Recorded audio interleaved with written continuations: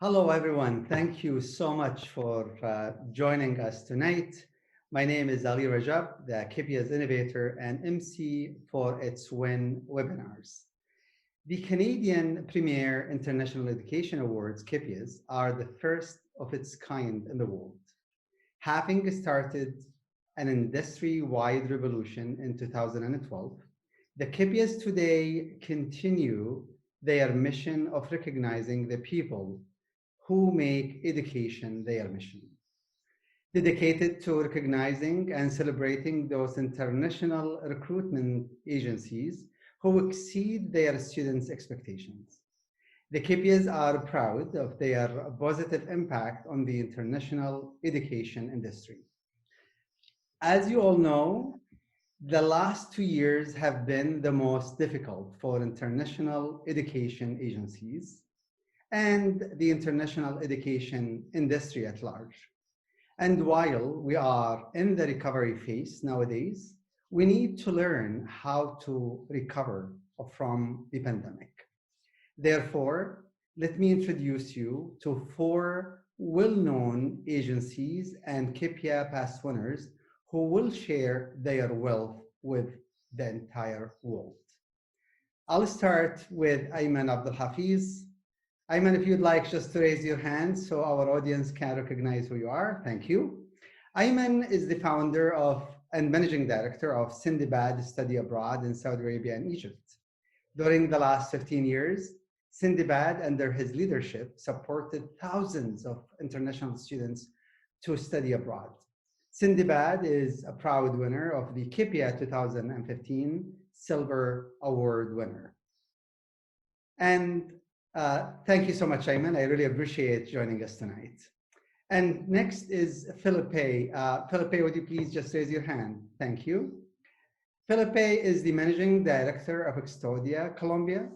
He has worked in the international education industry for almost 20 years. He is also the current president of Annex Colombia. Extodia is a proud agency to have received the 3 KPIA Gold Awards, believe it or not, including the 2020 KPIA Gold Award winner, Agency of the Year category. Thank you so much for joining us, Philippe. And Angie, thank you so much for joining us tonight. For those of you who don't know Angie, Angie is the general manager and co-owner of Explorer Ecuador and Explorer US. Angie has more than 20 years of experience in the field, although she doesn't look like it. Explorer is a proud winner of the KPIA 2015 Gold Winner, Agency of the Year category. Thank you so much for making it happen tonight, Angie. And Ivan, my dear friend, welcome. Thank you so much for joining us. Ivan is a linguist and a professor in Brazil. He has been involved with the international education industry for the last 15 years. And his company, EE Intercambios, is an award-winning Brazilian agency. They are a proud winner of the KPIA 2014 and 2015 Gold Award winner. And before we look into our great conversation that I anticipate it's going to enrich not only us here, but all of those agencies who are going to listen to your thoughts and valuable opinions, I wanted you to tell me if you think you take one of these following strategies during the different phases from the beginning of the pandemic until now. And just to make this conversation smoother, I'm going to highlight 3 strategies that I think most of you maybe undertake. Strategy number 1, most agents kind of, adapted this strategy. Close today, reopen tomorrow. And of course, this strategy helped in saving expenses. The second strategy is staying afloat during COVID-19. And of course, this strategy requires new approaches and maintain a trust among clients and also employees. And the third strategy that I think agencies kind of adapted is new revenue streams. With this strategy, there must be lots of innovations.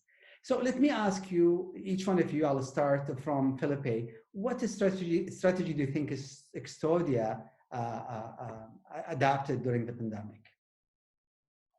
Thank you, Ali. Thank you for having us. It's great to be here and share with everyone watching. Our strategy was the number 2 and number 3. We didn't close the office during the entire time. We adapt step by step according to how the pandemic was evolving and the need of the market. In order to do that, we have to develop not only different streams of revenue, but also to secure those who were giving results to the operation. So we developed some areas that we haven't done extensively before, and we guaranteed that our staff was there and maintained all the jobs. So that was our strategy. Thank you so much. What about you, Ivan? I'm curious to know what you have adapted. Okay, well, I would say that we also had a mix of number 2 and number 3, because we didn't close the office. We decided to keep the office. I mean, we couldn't open it because it was against the law at that time, but we kept people working from home, so we were kind of afloat for a moment, and we had to develop other ways or the revenue streams as well. And for us, it proved very successful. Wonderful. Thank you so much, Ivan. Ayman, what about you there in Saudi Arabia and Egypt? Hi, Ali. Actually, I have to say that all strategies were difficult decisions. Whatever decision you will take, okay, you have to go with it. From the point of view of the market in Saudi Arabia, I had to take a completely different decision. I had to take the first strategy, which is close now and reopen later. In short, okay, the market in Saudi Arabia didn't have any business during the COVID time, so it was very hard to maintain strategy number 2, creating new business streams. Again, okay, especially the most well-known business stream that was created or increased during the COVID was online studies, and this is very far from the culture in the Middle East. Especially most of the online studies are not recognized, so we didn't have the choice. And let's say it helped us a lot, okay, that we had the confidence of our employees. So we found it would be really beneficial to take the first strategy, close now and reopen later while we are keeping our employees. Wonderful. What about you, Angie? What strategy have you taken? First, thank you, Ali, for having me tonight, and such a great to share this conversation with all of you. I would like to say that we as Explorer Ecuador took the second one. We decided to remain open. It wasn't the easiest decision. Trust me, managing through crisis was really challenging, but we did it because of our 26 years of service, because of our team, their families, our dream. So we decided to remain open. It was not easy. It was not an easy decision. We didn't do it alone. We involved our business advisors, our team. We decided to create a new business plan that was a business plan to go through a pandemic. But we did this by remaining calm, positive, proactive, and knowing that in the middle of difficulty always lies the opportunity. So let me just put it, straight from the beginning. In China, for example, there is a research where out of Tier 1, which is like the large agency, almost 80% of agencies closed down during the pandemic, and no one knows if they will reopen. And the four of you, mentioned that you either adapted strategy number 1 or a combination of 2 and 3. Explorer, with Angie mentioned they stayed afloat. And why do you think it was easy for you to stay active during a great recession like the one that we have experienced? I'd like to hear from you, Ivan, first. I would say that was actually not easy at all. It was very, very hard. But because of the core values we've developed over the years, I think um, the first thing when everything started, then we started questioning whether we would close or not. I mean, close for good. And then I had a conversation with my wife, and I asked her, what are we going to do? Are we going to close the business? Are we going to do something else? And she asked me, okay, can you live without this? And at that time, because my answer is absolutely no, I can't live without it, I knew that I had to do something to keep the business going. So it was very hard. For example, I had to go back to university to teach because I needed another revenue stream. But everything paid off wonderfully, and now things getting back on track. Looking back, we see that we did the best thing, and because of the core values, the love that we have for the business, and the sacrifices that we were willing to undertake to keep things going. So yeah, it wasn't easy, but it was the right thing to do, I think.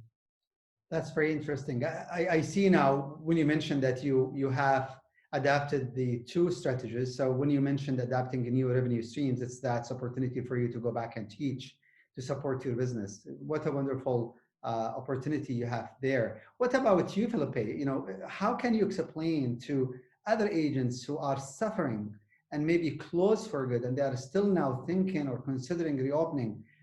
How did you manage to stay open during the entire 2 years?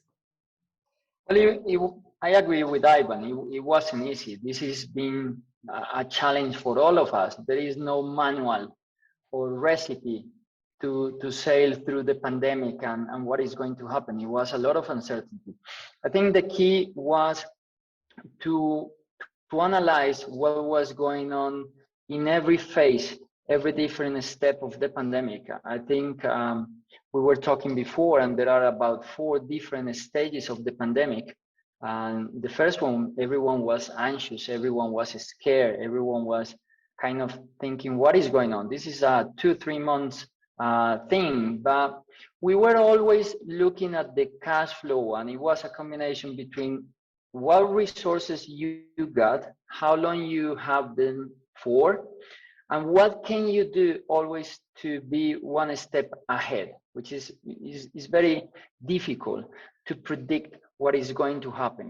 What we realized was that the market was there, the students were there. It was a lot of free time for the students to research, to check. And we realized that changing to advice online, and then actually with that investment, we were kind of a little bit ahead. We had started before the pandemic. Then it was results. It was students wishing to study after the pandemic happened. And this was different from languages to higher education, for example. Higher education students are long-term students that are making decisions in 1, 2, 3 years. So we focus on those, and we look after our cash flow. We have to undertake some decisions with the staff that we are going to talk about this later on, but we didn't lay off anyone. On the contrary, we were very lucky, and at the 3rd or 4th phase of the pandemic, we had to hire people. So it's a mix. It was a challenge. I was telling someone before, this is probably one of the cases of a study that in an MBA or any course, nobody will put it there because all the variables were negative and moving in the wrong side. But we thrived to this. We were very positive. We have a great team that support the operation and believe on the strategies. We are still in pandemic, but we are in a good track. So when you say 4 phases, are we at phase 4 now in that scale? I think we are in 4th phase, starting the 4th phase in that scale. I think Yeah, we are nearly at the end, but we know what we are facing. We know what embassies are thinking. We know how we are moving. It was a lot of But uncertainty. before I talk, Felipe, with what we are about to do and what the future look like, I'd like to focus on maybe a bit of what everyone did in the last 2 years. So to you, Angie, it is really fascinating to hear the different strategies that each one of you undertook during the past 2 years. And your approach was different. You took the second strategy, which is staying afloat, and you are the only one among our friends here. So the question is, Angie, would you do things differently if this had to happen again? Have your leadership and efforts made a difference for your agency to survive? Ali, I'm sure there are things that we could have done better. There's always room for improvement, but we are pretty happy with the approach that we took. It made us go through the pandemic, and we are here. We survived. Now that I can sit here and reflect on COVID, I can tell you that COVID gave us the chance to slow down. COVID gave us the chance to innovate, to renovate. Yes, we were successful before COVID, but honestly, we were quite comfortable. So COVID really awakened the lion in us. COVID made us stronger, fearless, hungrier. We know that we survived the pandemic, so we feel that we can do anything. Another opportunity that COVID gave us the chance to rethink about our agency, to update and upgrade. We knew the world was going virtual. We were going through the necessary changes on our own pace, but COVID really made us speed up. And I can tell you what a fascinating world it is. There's so many things that can be done. So that was another great thing and opportunity that we saw during the pandemic. And lastly, we were through the unprecedented with our partners abroad. We had students stranded all over the world. We had desperate parents willing to bring those kids back home. We couldn't do anything. The borders were closed. So yes, those long-lasting work days, those sleepless nights, those stressful decisions, you know what? They're paying off now. So when you say our efforts made a difference, I can tell you yes. Now they made a difference because now the partnerships are stronger with our partners abroad. New doors are opening for the Ecuadorian market that we never thought we could open. Our clients, they felt supported all the way. So now they want to keep traveling with us. They want to keep recommending us. It was a clear example for our team. So I can tell you that we made our mess our message. Wow, what a great answer, Angie. You are speaking of a comfort zone. If I would like to play the devil advocate here, if I am an agency who has no enough cash flow at the beginning of the pandemic, and they are thinking a bit of with lack of optimism, if they think this might be a year, I have $200,000 in my bank account. Shall I go and blow it away in rent and salaries, or just pull out and keep that money for my family and kids and pay for my own home mortgage or rent? Maybe because, and I'm not assuming, although I know you very well, you are from a very comfortable family financially. Do you think that is a playing role in making you relaxed when this all hit at the beginning and you were looking into things from an optimistic point of view? Yes, I would like to say that thankfully we were coming from successful years before COVID. That cash flow and cushion is what allowed us to continue. But we also did it for our 26 years of service, Ali. We did it for our dream, for our team, for their families. They were depending on us 100%. So yes, as Ivan said, we had the possibility, two clear options, either to close for good, that would have been probably the easiest, or to continue and fight for this. And Explorer being a family business, we got together and we said, we need to fight. We need to fight for this. We got everything. We got the knowledge, the experience, the team. So we definitely need to fight, even though if at certain point we need to put our own money to continue. Very inspiring, Angie. What do you think, Ayman? Your strategy was different, and you are the only one as well who kind of highlighted that strategy. One was your choice, close today, reopen tomorrow. Do you think it would be best if you have had adapted different strategy? Actually, Ali, I can't agree more with all what have been said from my colleagues here. I agree with Felipe that there is no such manual or recipe which every business or every agency can apply. I agree with Angie, okay, that there is always a space to improve your decision. Okay, maybe there was a better strategy to take. I agree with Ivan also, okay, that it's very important to consider the values, okay, that you have built inside your business while you are taking your decision. So studying the situation for us in Saudi Arabia, we had, I still believe that we had no option but to go with strategy number one, to close now and stay and open later on. Let's say, okay, Saudi market have depended a lot on scholarships offered by the government for higher education, and the pandemic just hit Saudi Arabia or the world, okay, when this changed and the government started to hugely limit the scholarships for higher education. The market was completely depending on the language studies, okay, so students definitely they can delay their bookings and travel until after the pandemic.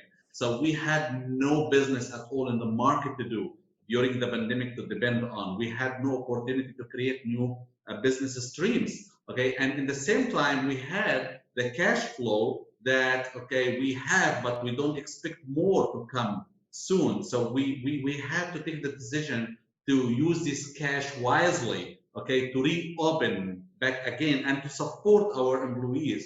And of course, the expenses that have been always there, like rentals and the government expenses that didn't stop during the pandemic. So we had to keep this cash flow, and instead of paying, full salaries and so, and they continue without any income, we would end closing for good now. So I say I'm so happy, I'm so satisfied with the decision that we have taken. And I believe, okay, that if you want to know if your recipe went right or not, okay, are you still in business today after the big boom of the pandemic has gone? Okay, are we still in business or not? We are still in business in Saudi Arabia.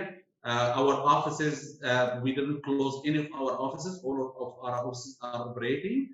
Plus, we started new business streams like studying in Egypt, which have been completely new business stream.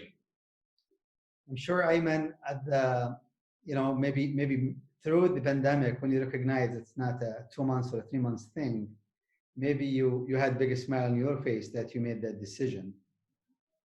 I'd like to ask you, Ivan, you said that you have decided to look into new revenue streams, and you went back to teach so you can provide some income to your organization. And I'd like to ask you, how did you manage your cash flow? How did you feel to receive an income from your teaching at your university and then paying your staff salary? That must be very difficult, as you are going through COVID. It was extremely difficult for many reasons. One reason is that although I love teaching, the agency was the love of my life, my baby. We started from scratch and we became very successful over the years.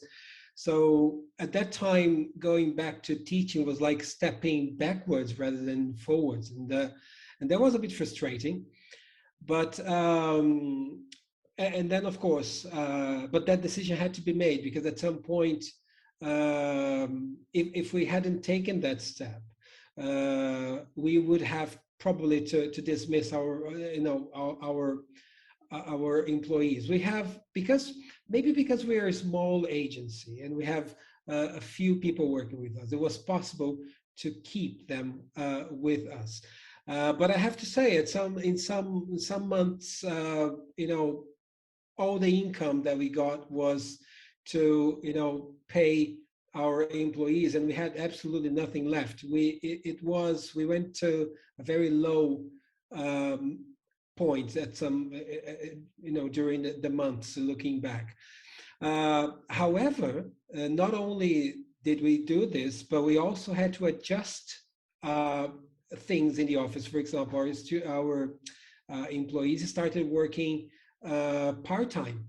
So we agreed with a lower pay, so we could keep them and keep the office operating, and of course something that we would be able to raise, the sort of money that we would be able to raise and keep the salaries going. So it wasn't only one thing, but a number of things that took place so we could keep things going. But I have to say, looking back, it was a great thing. It saved the day, I would say. But it was quite frustrating at that time. You have to kind of swallow your pride and do the right thing for better days in the future. That's really significant. Felipe, your strategy requires lots of cash flow management, and I'm really curious to know if you are satisfied now with all the decisions that you have made regarding cash flow management. Yeah, absolutely. Ali, first I would like to clarify that when I say that we have different revenue stream are related to the business, not outside the business. So it means online courses and that kind of things. Cash flow was the key for survival. Not only cash flow, but the way that we think and the way that we act and how we plan our strategy. But cash flow was the fuel that was moving the operation. So in terms of cash flow, it's very important to know how much you have, how much you will get, when you will get it, and how you will get it. Because then you can plan for the future. You can determine if you have cash flow to cover your expenses for 1 month, 2 months, 3 months. All your decisions will be linked to that cash flow. During the decisions, we had to put down salaries for a period of time, and we get a loan to finance the business. Our approach was a bit different. It was more like Angie, and it was like, well, let's think what is going to happen and let's invest. We, contrary to what everyone have done, we increased our marketing budget. We did not decrease it. We increased our promotion, and that paid off. And we are very happy to say that we grow during the pandemic. And that's very unusual, and we are very lucky. But it was a mix between the cash, the team, and the strategy. We have to manage cash flow during the pandemic, before the pandemic, after the pandemic. If you are listening to this and you are the owner, this is my point of view. This is not a rule.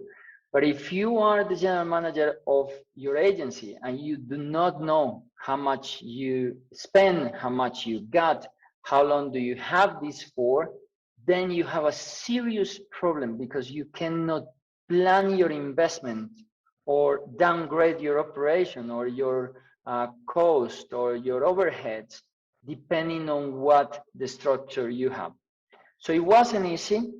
It was well managed, not perfect, as Angie said, and we are very happy. And we are very happy not only because we managed to go through. We are still in pandemic. We don't know what is going to happen. Probably things change, but we were very happy that Extudia is there. We have expanded to another different markets during the pandemic.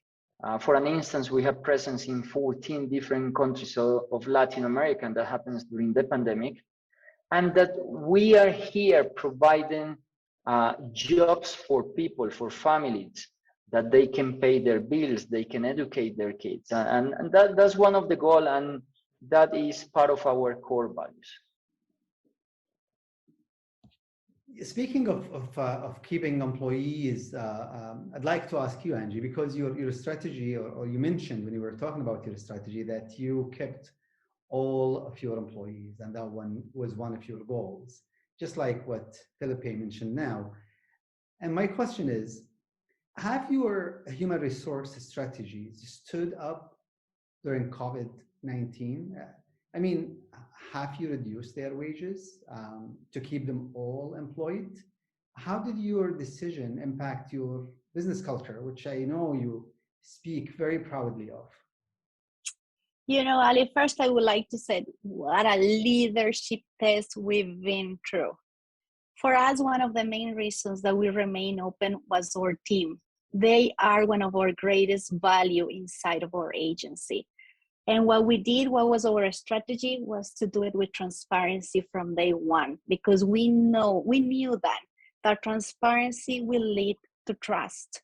We started with example. We started lowering our own salaries. And then definitely in order to maintain us alive, in order to continue, we needed to lower salaries. We needed to low working hours. We needed to put some part of the team on a standby because they were positions that they couldn't work. We were in a mandatory lockdown. So, but let me tell you, the team was completely understanding. They were loyal, committed along the way. We are forever grateful with our team. Without them, I'm pretty sure we could not have done it. The business culture is intact. The business culture is stronger because we really did teamwork together. What I would like to say to all the owners of the agencies out there is, if your team was next to you fighting side by side through the pandemic, those are the ones that you have to keep. Those are the biggest assets for your agency. Wow. You know, speaking of employees through the pandemic, and this is you know, me thinking of your agency, Ayman. Your strategy was closed today and open tomorrow. And I imagine that phone call that, you know, you have initiated to tell your team that you are closing. And there is a saying that the immediate enemy of a business owner is its clients, and the second best enemy is the employees. And the pandemic as a crisis, you know, awakened the devil inside each one of us as a human being. And calling an employee and telling them, hey, I'm going to reduce your wages, or I have no job for you, I'm sure it wasn't easy. And you closed and reopened. I don't think that was easy again when you rehired your employees or new employees. So can you please just shed some lights on the human resource strategies that you have undertake with that strategy that you adopted? Actually, Ali, okay, from here, what I'm hearing from my friends here, I believe, okay, that we are all thinking very, very similar, but it depends on the situation or let's say the condition of the market that we are working with. You know, so I would say definitely, okay, number one that helped us to take this decision and to manage it and to keep our employees is the loyalty. The loyalty is something very hard to build and needs a lot of time. We have employees who have been working with us for 12 years, 10 years, 7 years. Okay, majority of our employees, okay, who joined us, they didn't leave. You know, so you can imagine, okay, what culture is there. It's a family culture. We don't have family ties, but we are not relative, but we are really like a family.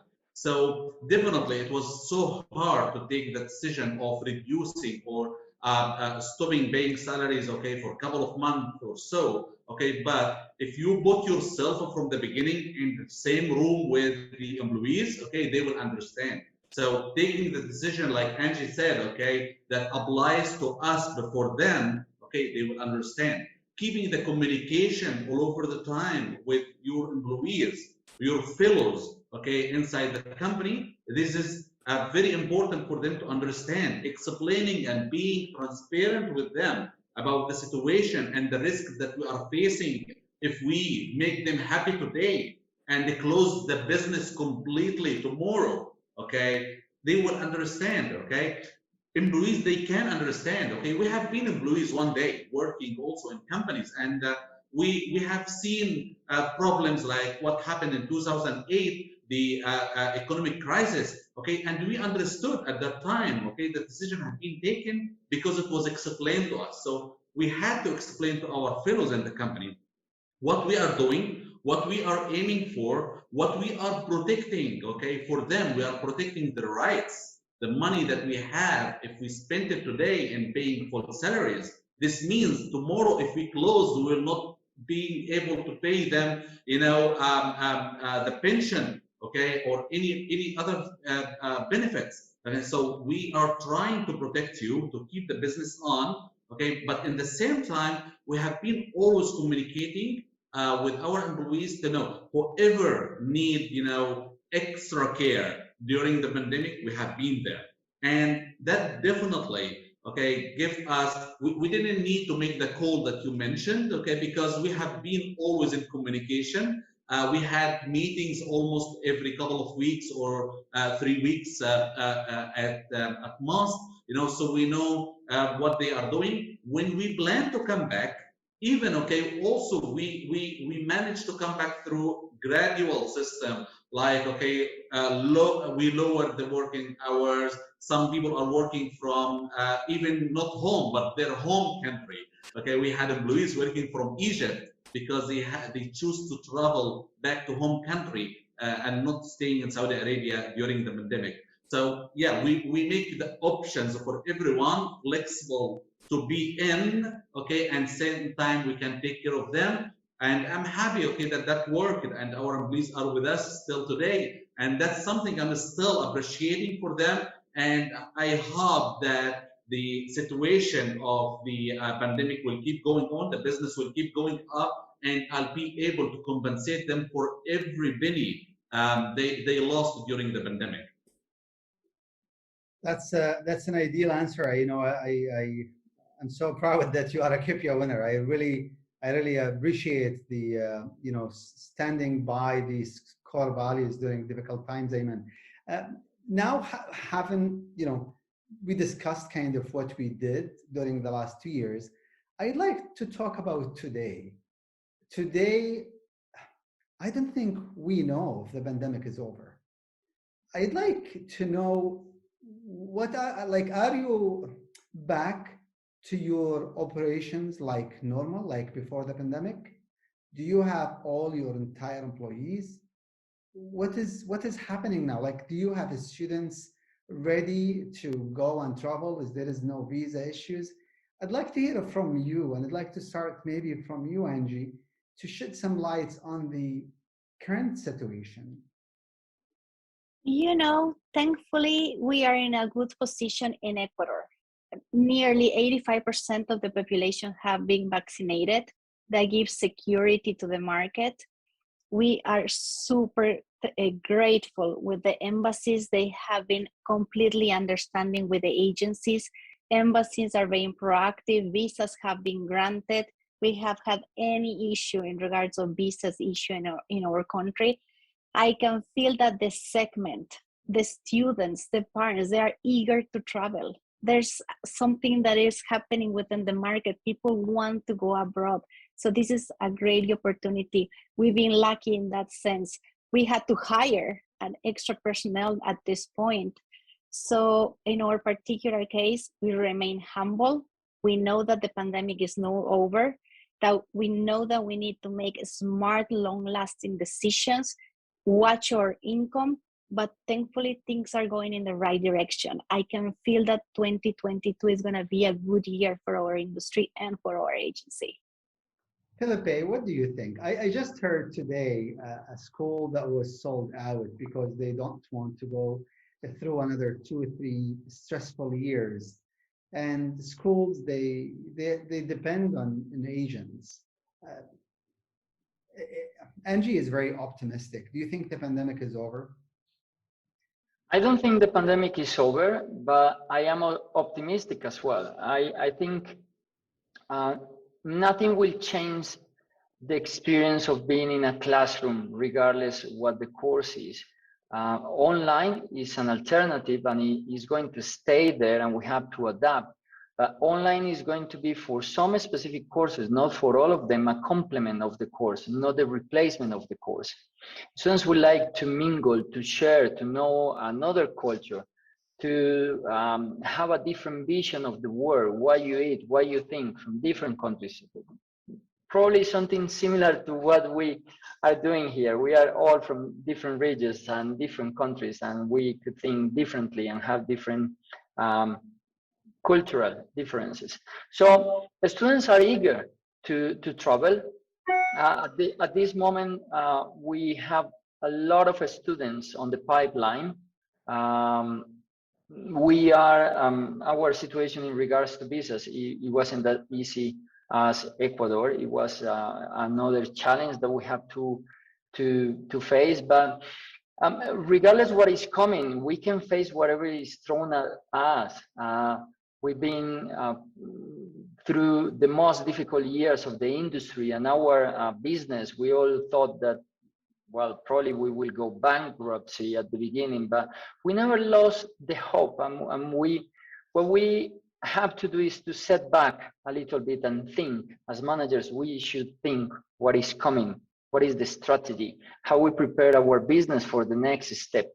So situation today, I think, is bright. We have more and more students traveling, probably more than before the pandemic.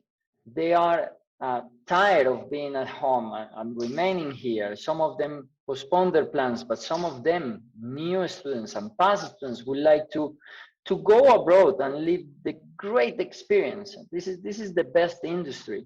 So I'm very positive.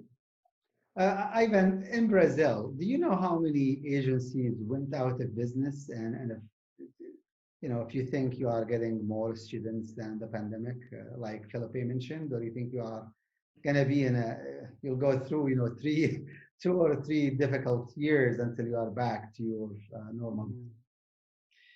I don't know the official numbers, but when we talk to agents in Brazil, we talk around 100 agencies had to close down because of, okay, Brazil has thousands of agencies, so it's a small percentage, but many of our friends, people that we love, decided to stop, which is a real shame.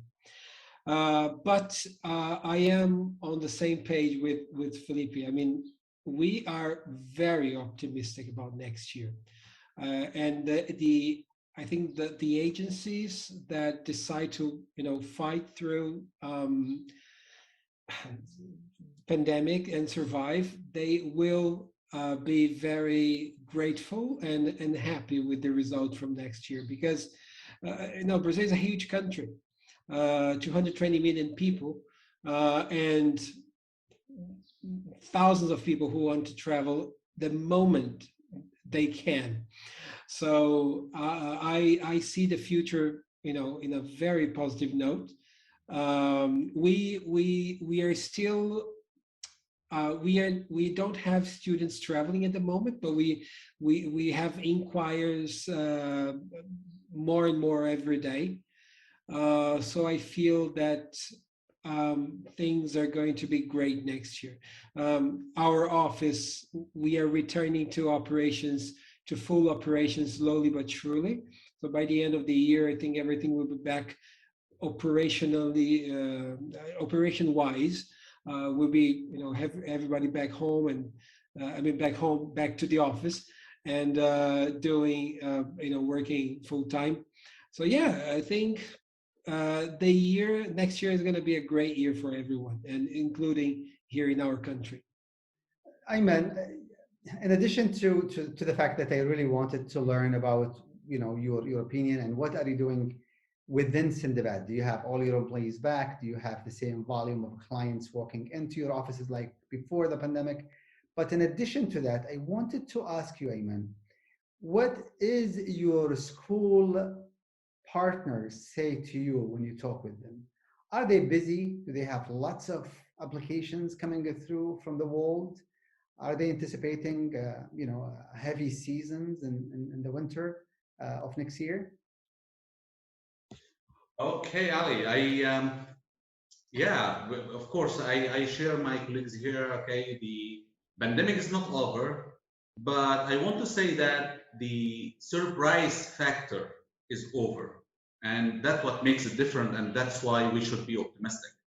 People are now more ready, more accepting. Okay, to travel. Definitely, I advise agents now who still, in the market, who survived the pandemic, go double or nothing. There is no better time now to expand, okay, and invest in marketing and bring more business to your agency. Okay, talking about schools, it's very difficult to judge what you are hearing. To be honest with you, there is no school says that we don't have students. Okay, until you hear that school has already closed. But you always hear school, yeah, we are busy, we have a lot of students, this is a very, very limited offer if you want to hurry up and get it. Okay, and we understand that's how you manage your business. Okay, you never say I'm in trouble. So yeah, we hear schools saying that, oh, yeah, we are now booked, okay, until that month or so. If you need more bookings, let us know. We can make some special arrangements for you. But you can't really know if they are that busy or not. But I believe there is maybe there is some schools will close, okay, as the one that you mentioned, but this would be very, very limited businesses. I think now the future is for expanding. The future is for coming back.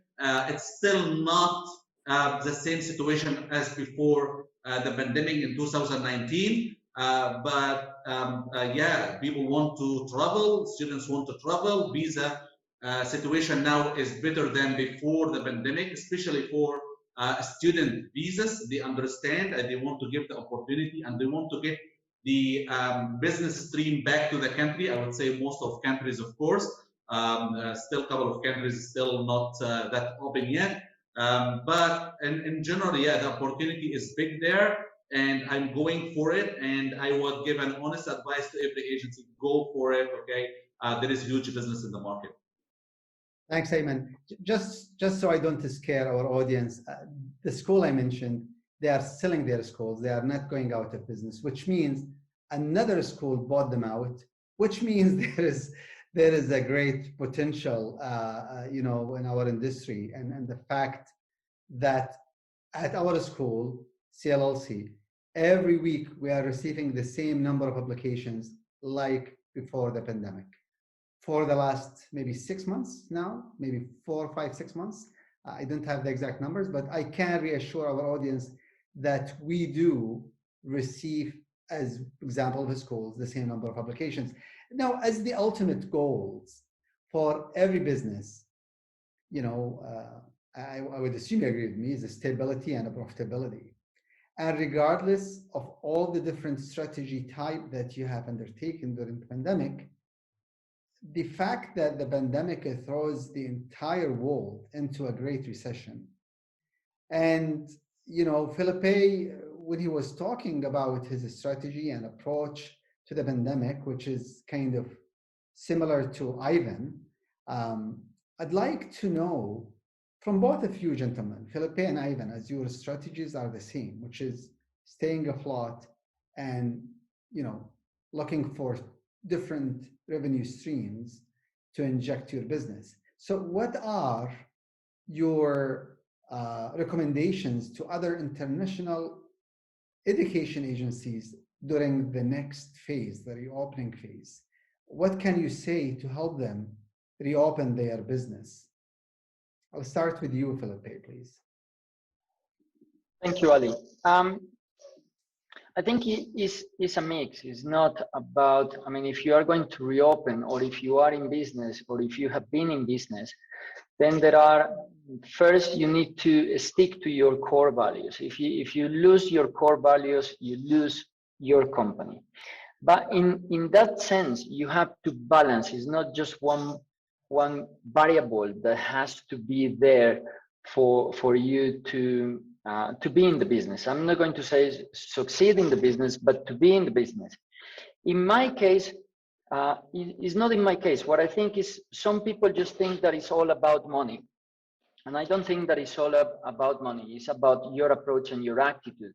If you have the right attitude, and if you are resilient, proactive, and then moving forward with a great strategy, then eventually you will generate the money, and the money will fuel your business, and it's going to be a cycle.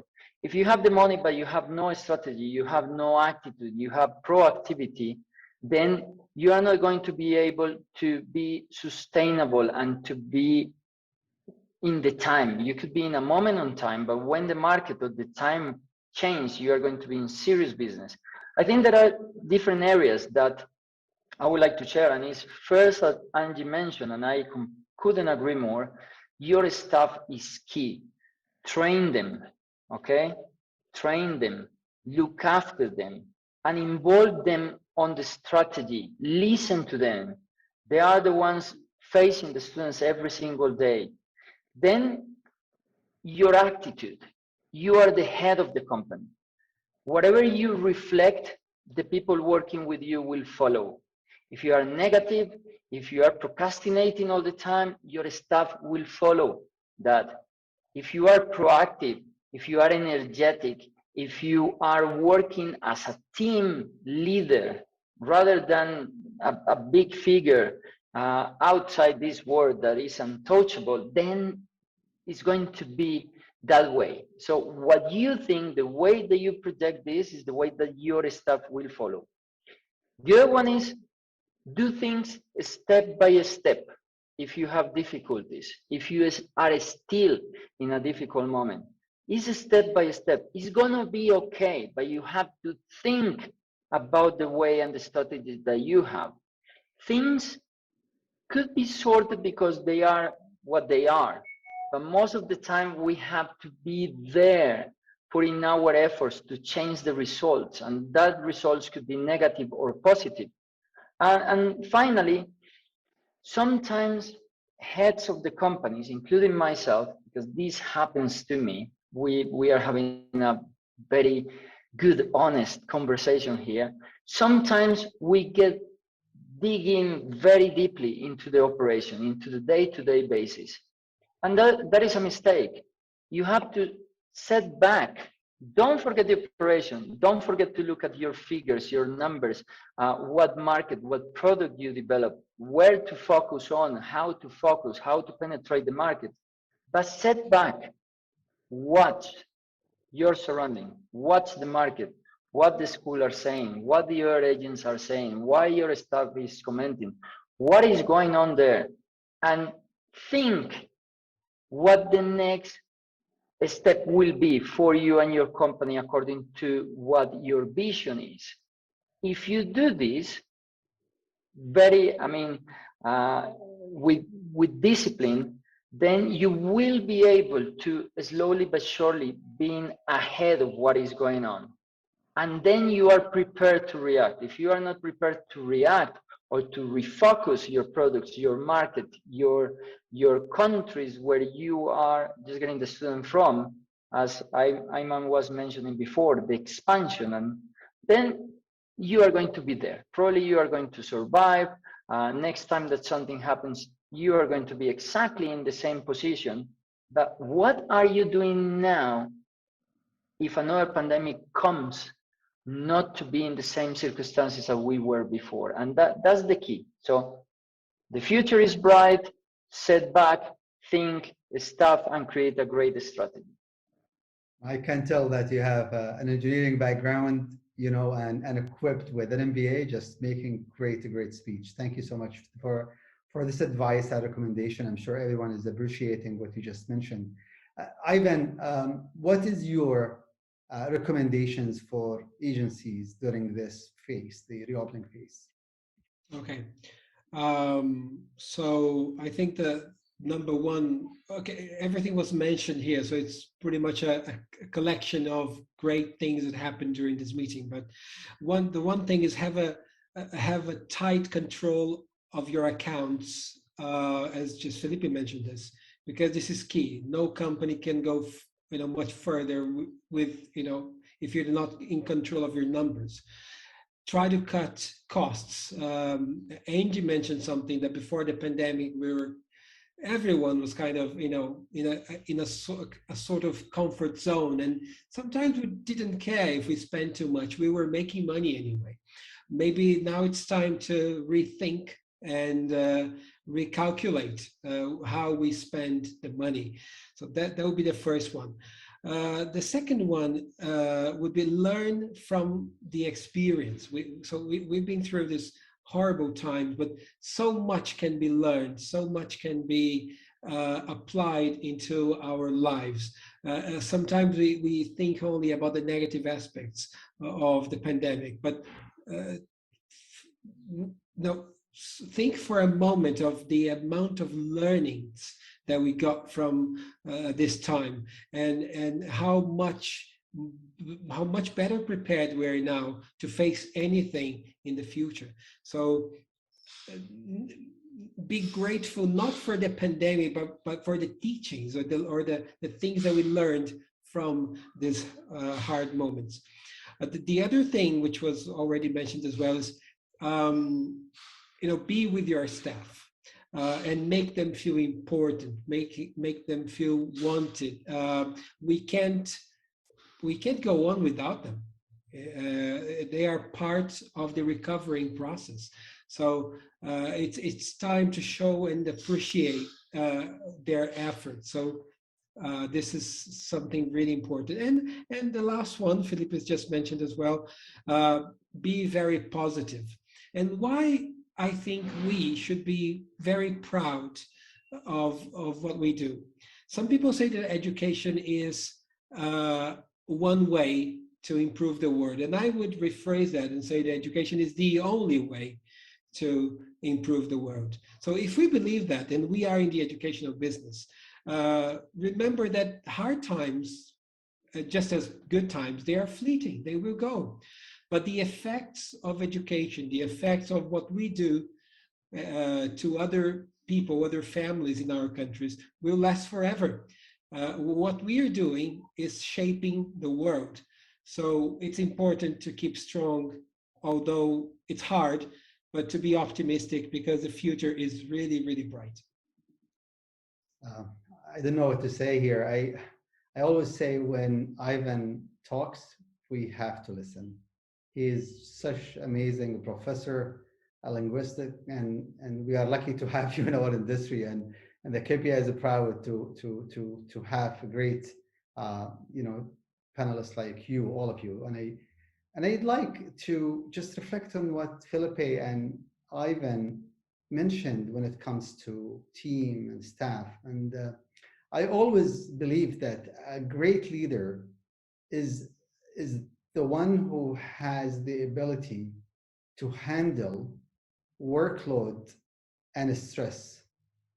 But after the pandemic, I believe great leaders are those who have the ability to handle stress and uncertainty.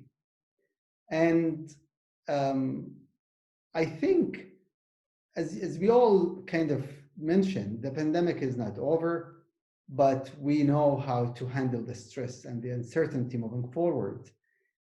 And I'd like to hear from, such optimistic person like Angie, what is that one spectacular reason that you think it helped you and you would like to tell other educational agents so they can learn from your experience?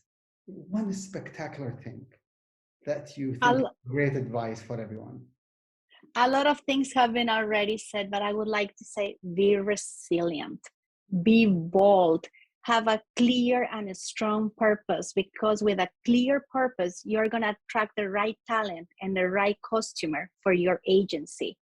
Innovate your business plan if you haven't done it until today. Your agency cannot be the same one before COVID to today. The industry is changing. The segment is shifting. You need to keep up with the new trend and take your agency to the next level. I know it's scary. I know it's a lot of decisions, but you can do this. You survived COVID, so you got this. I think we're reaching the point where we are going from surviving to thriving. Wow. That's a great advice. Thank you so much, Angie. I really appreciate it.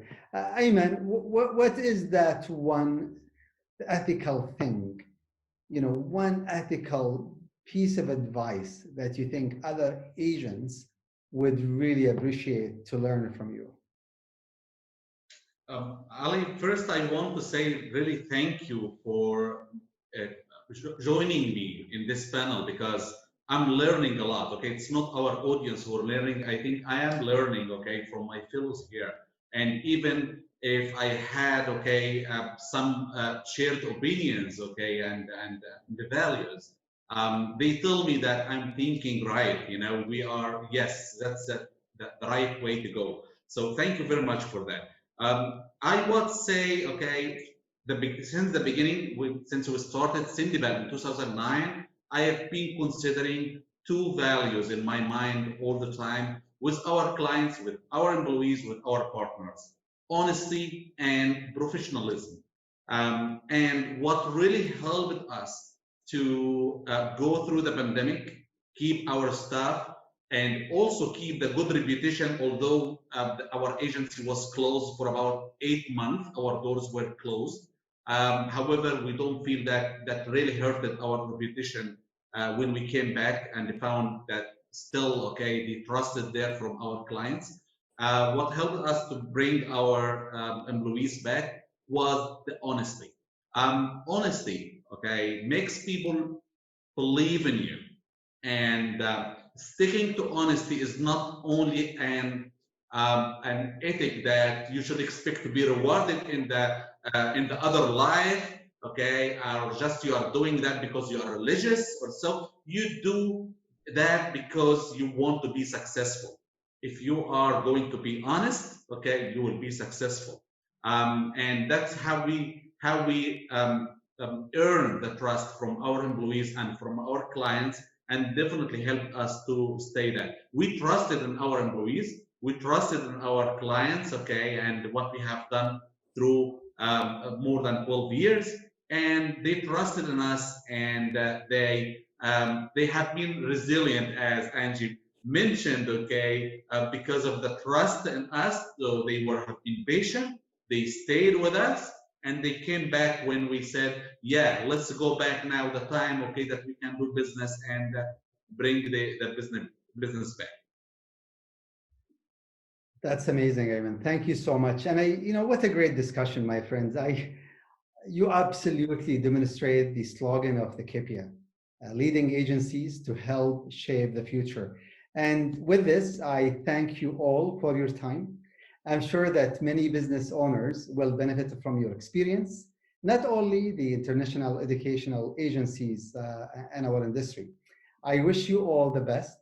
And for those who made it to the end and are still hearing me now, thank you so much. You are absolutely great listeners. For you, please type your comments below. I will be happy to read your comments, and I look forward to having you joining the KIPIA Elite Agencies. If you did not apply yet to be part of this top-class educational agency panel, please check our website, kipia.com, and apply for the KIPIA 2022. The registrations and nominations will be closed on December 31st of 2021. And if you watch this video after that date, you can apply for the upcoming years. Again, more details about the KIPIA can be found in the comments below this video. Thank you so much, and I wish you all a great 2022. Thank you, Ali. Thank you. Thank you. Thank you.